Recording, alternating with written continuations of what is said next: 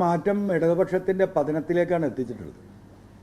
ഈ തെരഞ്ഞെടുപ്പിൽ ഏറ്റവും കൂടുതൽ ജനങ്ങൾ ചർച്ച ചെയ്യപ്പെട്ടത് ഭരണവിരുദ്ധ വികാരം എന്ന ഒരു വികാരത്തിന് അപ്പുറം ജനങ്ങൾ വോട്ട് ചെയ്ത് UDFനെ അധികാരത്തിൽ എത്തിക്കുന്നതിൻ്റെ ഏറ്റവും പ്രധാനമായ കാരണം പിണറായി വിരുദ്ധതയാണ്. ആ പിണറായി വിരുദ്ധത കേരളത്തിലുടനീളമുണ്ട്. ഈ പിണറായിയുടെ ഈ യൂട്ടേൺ അടിയുടെ ഭാഗമായിട്ടുണ്ടായ ഏറ്റവും വലിയ നഷ്ടം പൊതുസമൂഹത്തിനോടൊപ്പം കമ്മ്യൂണിസ്റ്റ് പാർട്ടിക്കാണ്, ഇടതുപക്ഷത്തിനാണ്.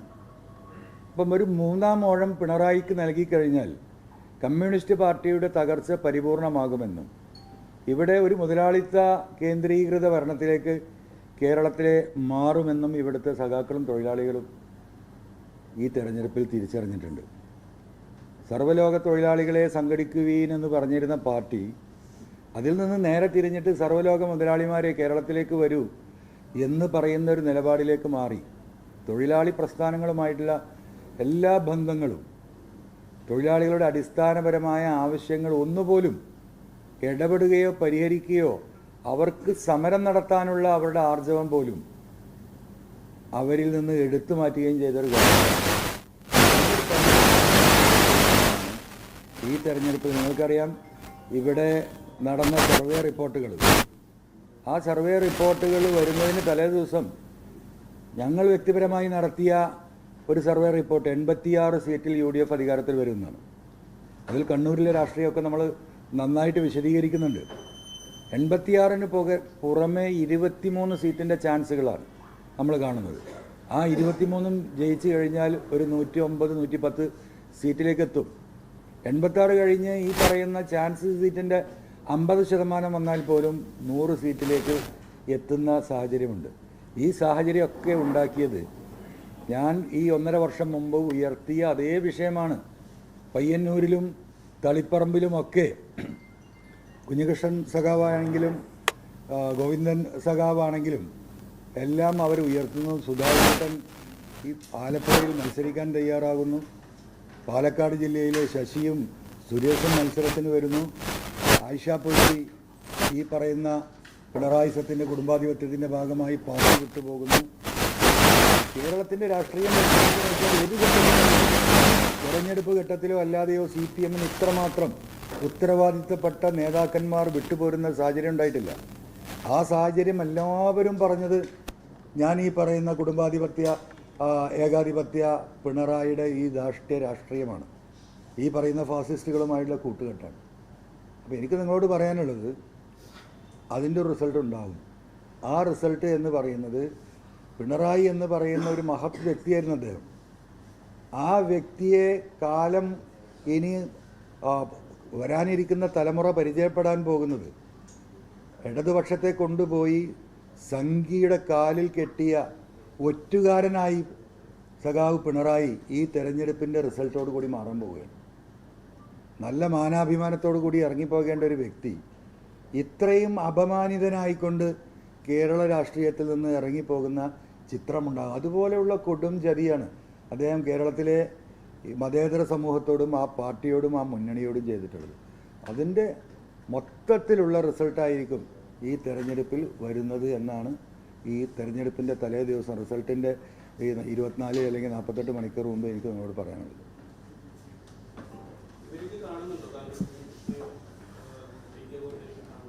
ഞാൻ ഇവിടെ ഇപ്പം ഇന്ന് വന്നത് എൻ്റെ സുഹൃത്താണ് നിസാർ മേത്ര. നിങ്ങൾക്കറിയാം, നമ്മുടെ സംസ്ഥാന ഭാരവാഹിയായിട്ട് നമ്മുടെ കൂടെ ഉണ്ടായിരുന്ന എൻ്റെ ഇൻറ്റിമേറ്റ് ഫ്രണ്ടും കൂടിയാണ്. അദ്ദേഹത്തിൻ്റെ ബന്ധുവിൻ്റെ ഒരു വിവാഹമുണ്ട്, അതിൽ പങ്കെടുക്കാനാണ് ഉദ്ദേശിച്ചത്. അപ്പോൾ ഇവിടെ ഈ പറയുന്നത് പോലെ അവൈലബിളായ ലീഡേഴ്സിനെ കാണാൻ പറ്റിയാൽ കാണും. ഇല്ല, തെരഞ്ഞെടുപ്പിനെ എന്നെ സംബന്ധിച്ചിട്ട് ബേപ്പൂരിൽ നിന്ന് അനങ്ങാൻ പറ്റിയിട്ടില്ല. അത്രമാത്രം ടൈറ്റ് മത്സരമായിരുന്നു. എൻ്റെ ആത്യന്തികമായ ഉദ്ദേശം ഇപ്പം നിങ്ങൾ ഈ പറയുന്ന മുഹമ്മദ് റിയാസിനെ ആ ബേപ്പൂരിൻ്റെ ആ ബൗണ്ടറിയിൽ നിന്ന് പുറത്തേക്ക് വിടാതിരിക്കുക എന്നത് തന്നെയായിരുന്നു തെരഞ്ഞെടുപ്പിലെ രണ്ടാമത്തെ ലക്ഷ്യം. ഇപ്പോൾ കോഴിക്കോട് ജില്ലയിലെ വലിയ മുന്നേറ്റം UDFന് ഉണ്ടാകുമെന്ന് നിങ്ങളൊക്കെ റിപ്പോർട്ട് ചെയ്യുന്നുണ്ട്. അതാണല്ലോ, 2 MLA-മാരാണ് കഴിഞ്ഞ 10-25 കൊല്ലമായിട്ട് കോഴിക്കോട് നിന്ന് UDFനുള്ളത്. അവിടെ 8ഉം 10ഉം MLA-മാർ ജയിക്കുമെന്ന് പറയുന്ന രാഷ്ട്രീയ സാഹചര്യം ഉണ്ടായതിൻ്റെ ഒരു പ്രധാന കാരണം ബേപ്പൂരിലെൻ്റെ മത്സരമാണ്. കാരണം കോഴിക്കോട് ജില്ലയിലെ രാഷ്ട്രീയം, തെരഞ്ഞെടുപ്പ് രാഷ്ട്രീയം CPMൻ്റെത് ഏറ്റെടുത്തിരുന്നതും അത് നിയന്ത്രിക്കാനുള്ള ഉത്തരവാദിത്തം ഏറ്റെടുത്തതും ശ്രീ മുഹമ്മദ് റിയാസായിരുന്നു. അവിടുത്തെ തെരഞ്ഞെടുപ്പിൻ്റെ സ്ട്രാറ്റജി, അവിടുത്തെ സോഷ്യൽ മീഡിയ, അവിടുത്തെ പ്രചരണം, അവിടെ പോസ്റ്റർ എങ്ങനെ അടിക്കണം, ബാനർ എങ്ങനെ വെക്കണം, ഏതൊക്കെ നേതാക്കന്മാർ വരണമെന്ന് തീരുമാനിക്കുന്നത് അതിൻ്റെ പണം ഇഷ്ടം പോലെ അദ്ദേഹത്തിൻ്റെ അടുത്തുണ്ട്. അതുകൊണ്ട് കോഴിക്കോട് ജില്ലയിലെ 13 സീറ്റും ഞാൻ ഏറ്റു എന്ന് സെക്രട്ടേറിയറ്റ് മെമ്പർ കൂടിയായ അദ്ദേഹം ഏറ്റെടുത്താണ് ആ തെരഞ്ഞെടുപ്പിലേക്ക് ഇറങ്ങുന്നത്. പക്ഷേ ബേപ്പൂരിലെ തെരഞ്ഞെടുപ്പിലേക്ക് ജനുവരിയോടുകൂടി ഞാൻ അവിടെ ഇറങ്ങിയതോട് കൂടിയിട്ട് അദ്ദേഹത്തിന് പുറത്തു പോകാൻ കഴിയാത്ത അവസ്ഥയായി. കോഴിക്കോട് ജില്ലയിലെ ഒരു കോൺസ്റ്റിറ്റ്യുവൻസിയിൽ പോയിട്ട് പോലും പ്രവർത്തിക്കാൻ കഴിയാത്ത അവസ്ഥ വന്നു. അപ്പോൾ ഇടതുപക്ഷം അവിടെ ഉണ്ടാക്കി വെച്ചിരുന്ന ഒരു അറേഞ്ച്മെൻറ്റ്സ്, ഇലക്ഷൻ സ്ട്രാറ്റജി അത് പൊളിഞ്ഞ് തവിട് പൊടിയായി. എന്ത് ചെയ്യണമെന്നറിയാതെ മറ്റ് 12 സ്ഥാനാർത്ഥികളും അന്തം വിട്ടൊരവസ്ഥയുണ്ടായി. ഇതിനെ നയിക്കേണ്ടിയിരുന്ന ഉത്തരവാദിത്തപ്പെട്ട ക്യാപ്റ്റൻ അങ്ങോട്ട് മുങ്ങാണ്, എന്നെക്കൊണ്ട് ഒന്നിനും സാധിക്കില്ല എന്ന് പറയുന്നത് എപ്പോഴാണ്? തെരഞ്ഞെടുപ്പ് പ്രഖ്യാപിച്ച് സ്ഥാനാർത്ഥികളുടെ സ്ഥാനാർത്ഥിത്വം LDF ലീഡർഷിപ്പ് പ്രഖ്യാപിച്ചതിന് ശേഷം അത് നയിക്കാനുണ്ടായിരുന്ന കപ്പിത്താൻ മുങ്ങിയതാണ്. അപ്പോൾ അതുകൊണ്ട് അതൊരു വലിയ തിരിച്ചടിയാവാണ് കോഴിക്കോട് ജില്ലയിൽ. UDF അടിച്ചു കയറി ഇവരെ സംബന്ധിച്ച് ഇവരന്തം വിടുകയാണ്. എന്താ ചെയ്യേണ്ടത് എന്ന് പോലും അറിയാത്ത അവസ്ഥകൾ പല സ്ഥാനാർത്ഥികൾക്കും അവിടെ വന്നു. അതുകൊണ്ട് എനിക്ക് ബേപ്പൂർ വിട്ടിട്ട് വരാൻ സാധിച്ചിട്ടില്ല. അതൊരു വസ്തുതയാണ്.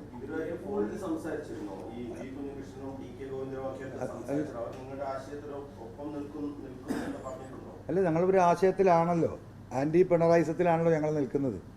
ആ പിണറായിസത്തിൻ്റെ ഭാഗമായിട്ട് തന്നെയാണല്ലോ അവരൊക്കെ മത്സരിച്ചിട്ടുള്ളത്.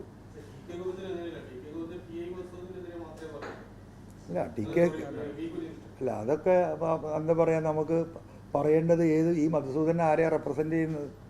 ഈ പിണറായി വിജയനെയാണല്ലോ. ആ മധുസൂദനെതിരെ അദ്ദേഹം സ്ഥാനാർത്ഥിയാവുക പറയുക മാത്രമല്ല, എന്താണ് അദ്ദേഹം പറയുന്ന രാഷ്ട്രീയം? അദ്ദേഹം പറയുന്ന രാഷ്ട്രീയം ഇവിടുത്തെ രക്തസാക്ഷികളുടെ ഫണ്ട് അതുപോലും കൊള്ളയടിക്കപ്പെട്ടു, അതിൻ്റെ കണക്കാണ് അദ്ദേഹം പറയുന്നത്. കേരളത്തിൽ ഉടനീളം പിണറായിസവും മരുമോനിസവും ഈ തെരഞ്ഞെടുപ്പിലെ ഏറ്റവും വലിയ ട്രംപ് കാർഡാണെങ്കിൽ ഇവിടെ കണ്ണൂരിൽ ഈ 2 ഫാക്ടർ മാത്രമല്ല നിങ്ങൾ മനസ്സിലാക്കേണ്ടത്. ഇവിടെ ജയരാജന്മാരുടെ വിഷയമുണ്ട്. 3 ജയരാജന്മാർ ഈ തെരഞ്ഞെടുപ്പിൽ എന്ത് നിലപാടാണ് സ്വീകരിച്ചതെന്നില്ല കണ്ണൂരിലെ പത്രമാധ്യമങ്ങൾക്കറിയാം. അവരെടുക്കുന്ന ഒരു എഫേർട്ട് എടുത്തിട്ടുണ്ടോ? അവരുണ്ടാകേണ്ടടുത്ത് ഉണ്ടായിട്ടില്ല. കാരണം അവരെ മാറ്റി നിർത്തിയിട്ടാണ്. ഞാനീ പറയുന്ന മരുമോനിസത്തിൻ്റെ ബാക്കി പത്രമാണ്. മലബാറിലെ കമ്മ്യൂണിസ്റ്റ് പാർട്ടി പരിപൂർണമായും മരുമകൻ്റെ കാൽക്കീഴിലാക്കാൻ എത്ര നേതാക്കന്മാരെയാണ് ഇവിടെ വെട്ടിനിരത്തിയത്? ആ വെട്ടിനിരത്തിയതിൻ്റെ ഒരു ഇഫക്റ്റ് ഏറ്റവും കൂടുതലുള്ള ഒരു ജില്ലയാണ് കണ്ണൂർ. അതും അവസാനിക്കില്ല. ഇവിടെ പി ശശി എന്ന് പറയുന്ന മുഖ്യമന്ത്രിയുടെ പൊളിറ്റിക്കൽ സെക്രട്ടറിയുടെ പ്രശ്നമുണ്ട്. ഇവിടെ നടന്ന ഒരുപാട് രാഷ്ട്രീയ സംഘടനകളിൽ മരണപ്പെട്ടിട്ടുള്ള രക്തസാക്ഷികളായിട്ടുള്ള ഒരുപാട് സഖാക്കളുണ്ട്. അവരുമായി ബന്ധപ്പെട്ട കേസുകൾ ഈ പി ശശി അധികാരത്തിൽ മുഖ്യമന്ത്രിയുടെ പൊളിറ്റിക്കൽ സെക്രട്ടറി ആയതിനു ശേഷം ഇവിടെ നടന്ന BJP RSS CPM സംഘടനത്തിൽ പ്രതികളാകപ്പെട്ട പ്രതി ചേർക്കപ്പെട്ടവരായ സഖാക്കൾ പോലും ഈ പീരീഡിൽ നടന്ന കേസിൽ ശിക്ഷിക്കപ്പെട്ടു എന്ന് ഇവിടുത്തെ രക്തസാക്ഷി കുടുംബങ്ങളിൽ ഇവിടെ ചർച്ചയുണ്ട്. അതോടൊപ്പം ഇവിടുന്ന് ശിക്ഷയില്ലാതെ കേസുകളിൽ CPM പ്രവർത്തകരെ വെറുതെ വിട്ട കേസ് അപ്പീലിൽ ഹൈക്കോടതിയിൽ ശിക്ഷിക്കപ്പെട്ടു എന്ന് ഈ പറയുന്ന രക്തസാക്ഷി കുടുംബത്തിലെ ഒരു വലിയ വിഷയമായി ഇവിടെ നിൽക്കുന്നുണ്ട്. ഇതിൻ്റെയൊക്കെ പിന്നിൽ പൊളിറ്റിക്കൽ സെക്രട്ടറി പി ശശിയാണ് എന്ന് ഇവിടുത്തെ നിങ്ങൾ അറിഞ്ഞും അറിയാതെയും ഇവിടെ സുനാമി ഉണ്ടാകുമ്പോൾ ഇതൊന്നും സഖാക്കൾ പുറത്തു പറയുന്നുണ്ട്. അവിടുന്ന് ശബ്ദം പോലും നമ്മളാരും കേൾക്കില്ല. ഇവിടെ തരംഗമുണ്ടോ എന്ന് ഇപ്പോഴും കേരളത്തിലെ മാധ്യമങ്ങളും സർവേ ടീമും സംശയിക്കുന്നതിൻ്റെ കാരണം അതാണ്. ഇവിടെ തരംഗമുണ്ട്, അത് അണ്ടർഗ്രൗണ്ട് തരംഗമാണ്, സുനാമിയാണ്. കാരണം ഒരു കമ്മ്യൂണിസ്റ്റുകാരൻ ഒരു സഖാവിൻ്റെ മുഖത്തുനിന്ന് പോലും ഒരാൾക്കും അവർ പാർട്ടിക്കെതിരെ വോട്ട് ചെയ്യുമെന്ന് വായിച്ചെടുക്കാൻ സാധിക്കില്ല. അത്രയും മൗനമായിട്ടുള്ള സുനാമി ഓപ്പറേഷനാണ് കണ്ണൂരിൽ നടന്നിട്ടുള്ളത്. ഈ ഇഷ്യൂസിന് പുറമെ ഇവിടെ പിണറായി വിഷയം, മരുമകൻ പ്രശ്നം, ഈ പറയുന്ന ജയരാജന്മാരുടെ വിഷയം, പി ശശിയുടെ ഈ ഇമ്പാക്റ്റ്, അതിന് പുറമെ ഏറ്റവും അവസാനമായിട്ട് ഗോവിന്ദ മാഷ് പാർട്ടി എടുത്ത നിലപാട് തളിപ്പറമ്പിൽ ഇതൊക്കെ അറിയുന്നതാണല്ലോ. ഇവിടെ പാർട്ടിയുടെ ജില്ലാ കമ്മിറ്റിയും ഏരിയ കമ്മിറ്റിയിലൊന്നും ആവശ്യമായ പിന്തുണ പോലും കിട്ടാതെ ഗോവിന്ദൻ മാഷിയുടെ താല്പര്യം സംരക്ഷിക്കുക എന്ന പിണറായിയുടെ കുടുംബാധിപത്യ രാഷ്ട്രീയം അതിന് പിൻബലമേകാൻ നൽകിയ ആ സീറ്റ് അതിവിടെ എത്രത്തോളം ഇവിടെ ചർച്ചയായിട്ടുണ്ട്. അതിൻ്റെ റിയാക്ഷൻ ഇതൊന്നും പുറത്തേക്ക് കാണില്ല. പിന്നെ അവസാനത്തെ റിയാക്ഷൻ ഇവിടെ നമ്മുടെ സ്പീക്കർ ഷംസീർ ഈ തെരഞ്ഞെടുപ്പിൽ വെട്ടി നിരത്തപ്പെട്ട വ്യക്തിയാണ്. അതിൻ്റെ ഒരു ഇഫക്റ്റ് ഇല്ലാതെ പോകുമെന്ന് നിങ്ങൾ കരുതുന്നുണ്ടോ? ടീച്ചറെ എന്തുകൊണ്ടാണ് ഈ പറയുന്ന സണ്ണിക്കെതിരെ കൊണ്ടേ മത്സരിപ്പിക്കുന്നത്? ഒറ്റ കാരണമേ ഉള്ളൂ.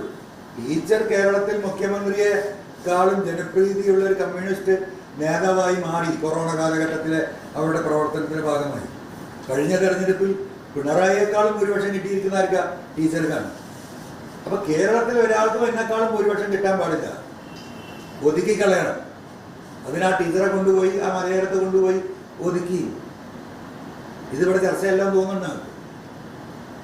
ഇതിന്റെ എല്ലാം എഫക്റ്റ് കണ്ണൂർ ജില്ലയിലും തൊട്ടടുത്തുള്ള കാസർഗോഡ് ജില്ലയിലും ഉണ്ട്. ഇനിയിപ്പോ ധർമ്മടം എന്താ സംഭവിക്കാൻ പോകുന്നത്? ചത്തതിനൊക്കുമേ ജീവിച്ചിരിക്കലോ ഏതൊരു കവി പാടിയിട്ടുണ്ട് എന്ന് പറഞ്ഞതുപോലെയുള്ള ഒരു റിസൾട്ടാണ് അവിടുന്ന് വരാൻ പോകുന്നത്. തോറ്റതിന് തുല്യമായ വിജയമേ പിണറായിക്ക് ഉണ്ടാവുള്ളൂ. ഞങ്ങളുടെ സർവേയിൽ 10,000 വോട്ടിന് താഴെ ധർമ്മടത്ത് പിണറായി 10,000 വോട്ടിന് താഴെ പോകുന്നവർ. അതുകൊണ്ടാണ് ഞാൻ പറഞ്ഞത് പിണറായി തോറ്റാൽ പോലും നമ്മളാരും ഞെട്ടേണ്ടതില്ല എന്ന് ആ സർവേ നടത്തുമ്പോൾ ഞാൻ പറഞ്ഞതിൻ്റെ അടിസ്ഥാനം ഈ പറയുന്ന ഇത്രയും ഇഫക്റ്റ് ഉണ്ട് ഇവിടെ. ഇത്രയും ഇഫക്റ്റ് ഇത് കേരളത്തിലെ ഒരു ജില്ലയിലും ഇല്ല.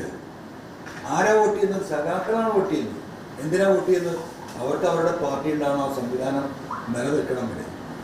ഇപ്പൊ സ്വാഭാവികമായിട്ടും അത്തരത്തിലുള്ളൊരു രാഷ്ട്രീയ പശ്ചാത്തലം പിണറായി എന്ന് പറയുന്ന ഒരു വ്യക്തി ഒരു പാർട്ടിയെയും ഒരു സംവിധാനത്തെയും ഇടതുപക്ഷ ചിന്തകരെയും ഇടതുപക്ഷ അനുഭാവികളെയും കമ്മ്യൂണിസ്റ്റുകാരെയും വരാനിരിക്കുന്ന സർക്കാർ പിണറായിയുടേതാകരുത് എന്ന ഒരൊറ്റ ഉദ്ദേശം കൊണ്ട് കൂട്ടിയാണ്.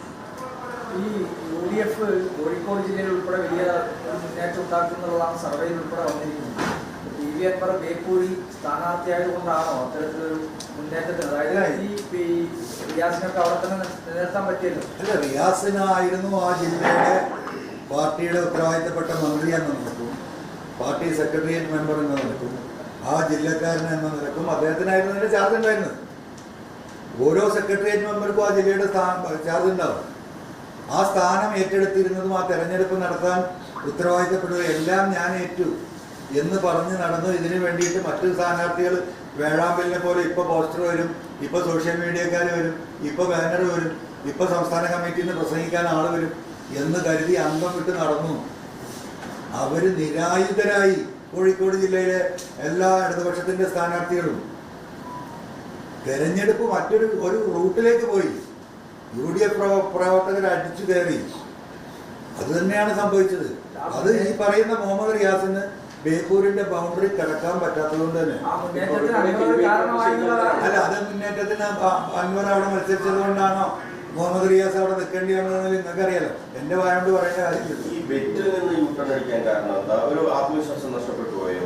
ആരാ ബെറ്റിന്ന് യൂട്ടേൺ അടിച്ചത്?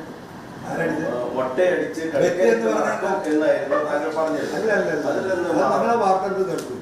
ഞാൻ ബെറ്റിനെ എങ്ങോട്ടേക്കാണ് ക്ഷണിച്ചത്? ഞാൻ മുഹമ്മദ് റിയാസിനെ കോഴിക്കോട് പ്രസ് ക്ലബിലേക്കാണ് ക്ഷണിച്ചത്. എന്താണ്? അഗ്രിമെന്റ് എഴുതാൻ. ഞാൻ തോറ്റാൽ ഞാൻ മുട്ടയടിക്കണം, അദ്ദേഹം തോറ്റാൽ അദ്ദേഹം മുട്ടയടിക്കണം. ഞാനൊരു കമ്മലും കൂടെ ഇടാൻ പറഞ്ഞു. പുള്ളിക്ക് അതിന് ആവശ്യമില്ലാത്തതുകൊണ്ട് ഞാൻ കമ്മൽ ഒഴിവാക്കി കൊടുക്കാന്ന് പറഞ്ഞു. അല്ല, അങ്ങനെ അതൊന്നും എനിക്കറിയില്ല. കമ്മൽ ഞാൻ പുള്ളിക്ക് ഒഴിവാക്കി കൊടുക്കാൻ. അതൊരു വ്യക്തിപരമായ അധിക്ഷേപം തന്നെ അദ്ദേഹം നടത്തുന്നത്. മുഹമ്മദ് റിയാസ് ഇപ്പോൾ നടത്തിക്കൊണ്ടിരിക്കുന്ന അധിക്ഷേപം എന്താ? ഒരു വ്യക്തിക്കെതിരല്ല. ഈ തെരഞ്ഞെടുപ്പ് കഴിഞ്ഞിട്ട് UDF അധികാരത്തിൽ വരും എന്ന് ഇവിടെ ചർച്ച നടക്കുന്നത് UDF നേതാക്കന്മാർക്ക് പിരിവ് നടത്താനാണ്. നാട് മുഴുവൻ പിരിവ് നടത്താൻ UDFന്റെ സ്റ്റേറ്റ് ലീഡർഷിപ്പ് ഇവിടെ ഞങ്ങൾ അധികാരത്തിൽ വരുമെന്നോട് നിങ്ങൾ കണ്ടല്ലോ. അപ്പൊ കേരളത്തിലെ മുഴുവൻ മാന്യന്മാരായ UDFന്റെ നേതാക്കന്മാരും ഇങ്ങനെ വളഞ്ഞ വഴിയിൽ പിരിവ് നടത്തി പോവുക എന്ന് വ്യക്തിഹത്യ ഇപ്പോഴും നടത്തിക്കൊണ്ടിരിക്കുകയാണ്. അതേ മന്ത്രിയുടെ ഓഫീസിലെ സെക്രട്ടറി ആയിരുന്നു IAS-കാരനായ വിജു പ്രഭാകരൻ, PWയുടെ. അദ്ദേഹം എന്താ പറഞ്ഞ്? ഒരൊറ്റ വർക്കിൽ 65 കോടി രൂപ ബുക്കിൽ വരച്ചു ഈ മന്ത്രി. 91 ദിവസമാണ് എനിക്ക് പ്രവർത്തിക്കാൻ സാധിച്ചത്. എന്നെ മാറ്റി ഈ അഴിമതി കണ്ടിട്ട് അങ്ങനെ ഈ സമൂഹത്തെ മുഴുവൻ കൊള്ളയടിച്ച വ്യക്തി ഈ നാട്ടിലെ ഉത്തരവാദിത്തപ്പെട്ട മാന്യന്മാരായ UDF ലീഡർഷിപ്പിനെ മുഴുവൻ കള്ളന്മാരും വളഞ്ഞ വഴിയിൽ പണം വിരിക്കുന്നവരും ഒക്കെ ഉണ്ട്. അപ്പോൾ ആരവിടെ വ്യക്തിത്വം നടത്തുന്നത്? ഇപ്പം എൻ്റെ ബോസിൻ്റെ അടിയിൽ വരുന്ന തെറി ആരെഴുതുന്നത്, എഴുതിക്കുന്നത്? അപ്പം ആ ഒരു വ്യാജ്യമായിട്ടുള്ള അദ്ദേഹത്തിൻ്റെ എന്താ പറയുക ഒരു ഇമേജ് ഉണ്ടല്ലോ. ഞാൻ പറയും ഒരു കുടുങ്ങിയെന്ന ചെറിയ നമ്മളെ നാട്ടുകാർ പണ്ടത്തെ ആൾക്കാർ പറയും, കണ്ണൂർക്കാരും പറയുന്നുണ്ടോ? അല്ല, ഞാൻ പിന്മാറില്ലല്ലോ, ഞാനിപ്പോഴും അത് തന്നെ. ഇനിയും സമയമുണ്ടല്ലോ, ഏറ്റെടുക്കുന്നതിന് പറ്റില്ലല്ലോ. ഞാൻ നിങ്ങളെ പെറ്റ് വെക്കുമ്പോൾ 10,000 പെറ്റ് വെച്ചാൽ നിങ്ങളെ അത് കെട്ടി വെക്കാൻ തയ്യാറുണ്ട്. ഏകപക്ഷമായ വെറ്റിനെന്താണിത്? എനിക്കത് തരക്കൊല വട്ടുണ്ട്. അങ്ങനെ മുട്ട അടിക്കുകയാണെങ്കിലും അല്ലെ ബാർബർ ഷോപ്പിൽ ഒരു ഒഴിവുണ്ടാവും. ഇതൊരു രാഷ്ട്രീയ പോരാട്ടമല്ല, അതിങ്ങനെ വ്യക്തിപരമായിട്ടും ഇങ്ങനെ ഈ ശരീരത്തിന്റെ ഈ മുടി മുറിച്ച് കളഞ്ഞത് കൊണ്ടൊക്കെ അങ്ങനെയൊക്കെ രീതിയിലേക്ക് പോകേണ്ട ആവശ്യമുണ്ടോ? അതിലും മോശമായിട്ട് അവർ പറയുന്നത്. ഇപ്പൊ ഞാൻ ഈ പറഞ്ഞതിന് ചോദ്യമില്ലല്ലോ, എന്തിനാണ് ഈ UDF ലീഡർഷിപ്പ് ഇപ്പൊ പിരിവ് നടത്തുന്നത് എന്ന് പറയുന്നത് താങ്കളുടെ അഭിപ്രായം എന്താ? അത് വ്യക്തിഹത്യയാണോ? അല്ലല്ല, ആണോ? നമുക്ക് ഒരു ഡിബേറ്റ് നടത്താം. തങ്ങൾ അദ്ദേഹത്തിന് മുടി മുറിക്കുന്ന ഈ കാര്യം ഞാൻ വ്യക്തിപരമായി അറ്റാക്ക് എന്ന് പറഞ്ഞു. കേരളത്തിലെ UDF ലീഡർഷിപ്പ് ഞങ്ങൾ അധികാരത്തിൽ വരുമെന്ന് പറഞ്ഞ് പിരിവ് നടത്തുക എന്ന് മുഹമ്മദ് റിയാസ് പറഞ്ഞതിനെ കുറിച്ച് താങ്കളുടെ അഭിപ്രായം എന്താ? അത് വ്യക്തിഹത്യയാണോ? ഒരു വ്യക്തിയല്ല, പ്രതിപക്ഷ നേതാവ് പണം കൊണ്ടുവന്നു. അല്ല, അതൊക്കെ നമുക്ക് പറയാം. ആ കണ്ടെയ്നറൊക്കെ വരികയാണ്, നിൽക്കട്ടെ. ആ കണ്ടെയ്നർ ഇപ്പം ഞാൻ ഈ ചോദിച്ചതിന് പറയും, ഞാൻ വ്യക്തിഹത്യം നടത്തുക എന്ന് പറയുമ്പോൾ UDF ഈ ഉത്തരവാദിത്തപ്പെട്ട നേതാക്കന്മാർ തെരഞ്ഞെടുപ്പ് കഴിഞ്ഞിട്ട് ഞങ്ങൾ അധികാരത്തിൽ വരുന്നു എന്ന് പറഞ്ഞ് പണം പിരിക്കുന്നു എന്ന് പറയുന്ന മുഹമ്മദ് റിയാസിന്റെ ആ സ്റ്റേറ്റ്മെന്റിനോട് താങ്കളുടെ അഭിപ്രായം എന്താ പറയാ? ബാക്കി മറുപടി ഞാൻ പറഞ്ഞത് അതിലേറെ മോശം. അതൊരു വ്യക്തിയാണ്, അത് അതിലേറെ മോശമാണ്. ഇവിടുത്തെ പൊതുസമൂഹത്തിൽ ഇതിലാരൊക്കെപ്പെട്ടു? കോൺഗ്രസിന്റെ നേതാക്കന്മാർ മുഴുവൻ പെട്ടു. ഈ പറയുന്ന സാദിഖ് അലി തങ്ങൾ ഉൾപ്പെടെയുള്ള മുസ്ലിം ലീഗിന്റെ മുഴുവൻ ഉത്തരവാദിത്തപ്പെട്ടവരും പെട്ടു. UDF നേതാക്കൾ പണം പിരിക്കുന്നു പറഞ്ഞു.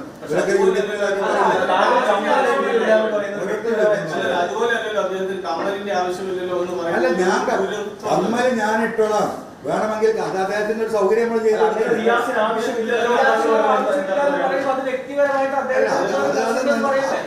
നിങ്ങൾക്ക് അതിന് എങ്ങനെയെങ്കിലും ഏത് രീതിയിലും നിങ്ങൾക്ക് എക്സ്പ്ലെയിൻ ചെയ്യാം. ഓരോ കാര്യം ഓരോരുത്തരുടെ ഐഡിയക്കാണ് എക്സ്പ്ലെയിൻ ചെയ്യുന്നത്. ഞാൻ പറഞ്ഞു, ഞാൻ അഡീഷണൽ ആയിട്ടൊരു ഭാരം കൂടി ഏറ്റെടുക്കാം, ഒരു കമ്മലും കൂടി ഇടാം. പുള്ളി മുട്ട അടിച്ചാൽ മതി എന്നാ പറഞ്ഞു. അതിനപ്പുറം എന്തായാലും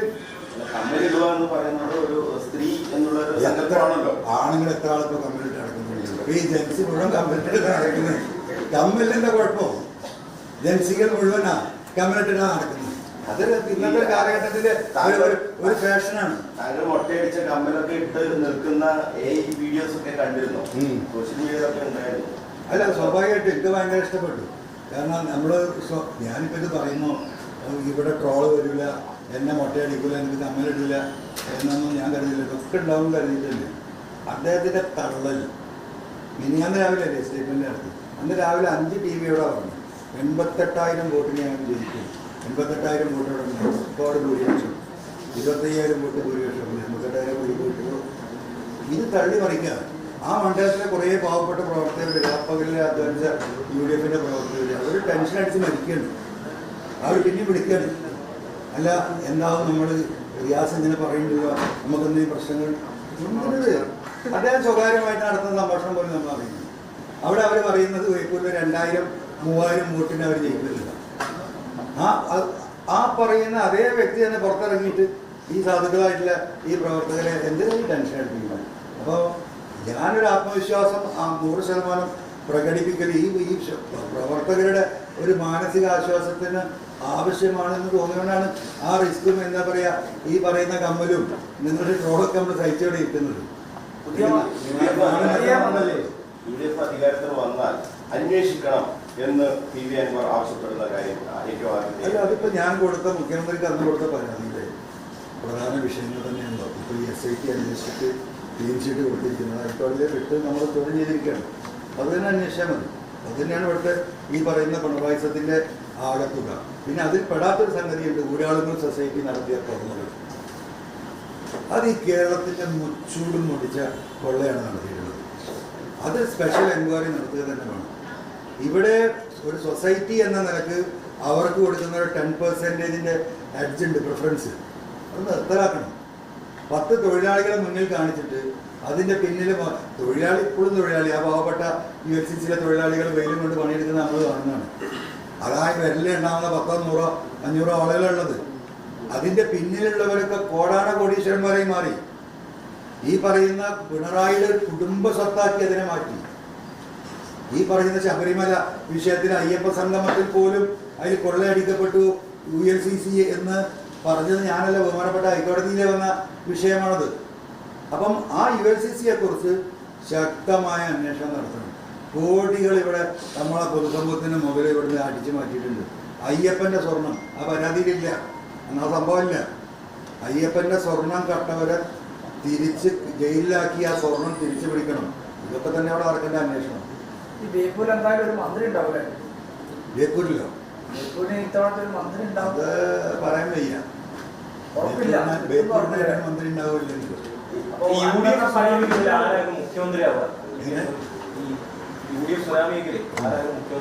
ഇടതുപക്ഷത്തിൽ ഇപ്പൊ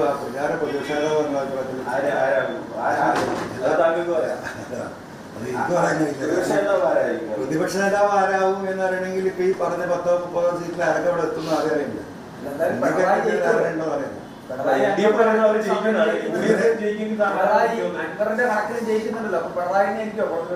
അല്ല, അയാളാവേണ്ടത്. അയാൾക്ക് ധൈര്യം ഉണ്ടെങ്കിൽ അയാളാണ് നിൽക്കേണ്ടത്.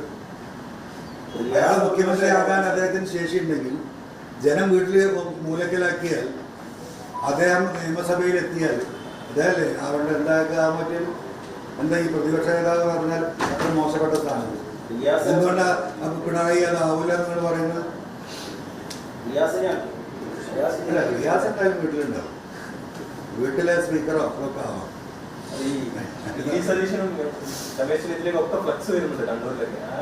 എല്ലാവർക്കും ഫ്ലക്സ് തന്നെയാണ്. ഞാൻ എൻ്റെ ഫ്ലക്സ് ആയിരുന്നു വെക്കാത്തതിൽ ആലോചിക്കില്ല ഞാൻ നിൽക്കുന്നത്. ഫ്ലക്സ് ഇതൊക്കെ എല്ലാ തെരഞ്ഞെടുപ്പിലും കോൺഗ്രസ് രാഷ്ട്രീയത്തിൽ എന്ന് പറയുന്നത് ഒരു ജനാധിപത്യ പാർട്ടി ആർക്കും അഭിപ്രായം പറയാം.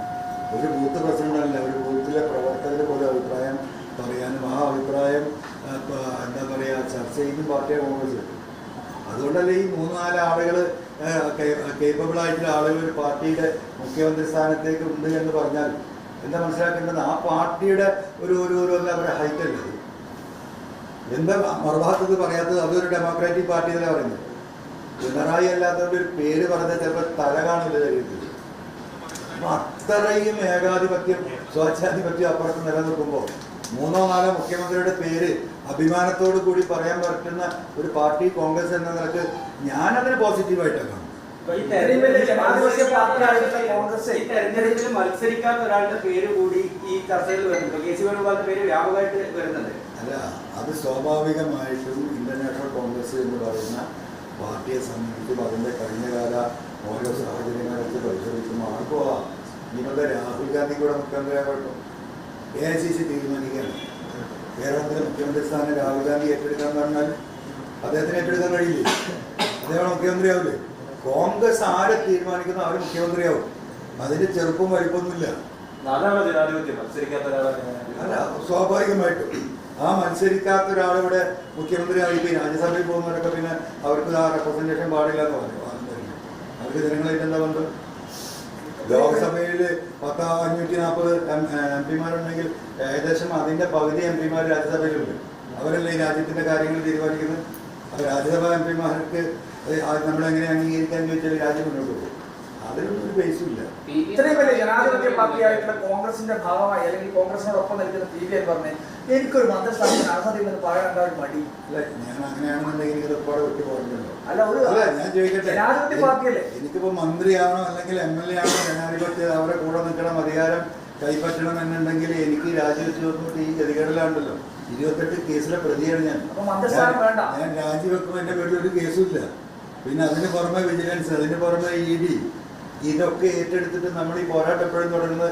അങ്ങനെ നല്ല പിണറായിയുടെ ആ കാറിലിങ്ങനെ ബാക്കിൽ കിടന്ന് പോകാൻ സൗകര്യം ഉണ്ടായിരുന്ന ആളാണ് ഞാൻ.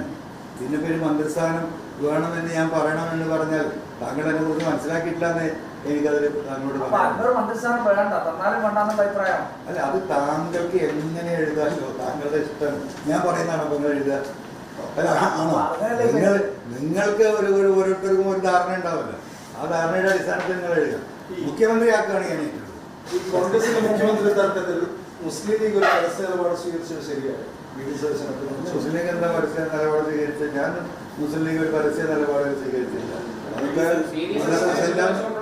അതെല്ലാം UDFന്റെ നേതൃത്വം കൂടി തീരുമാനമെടുക്കും.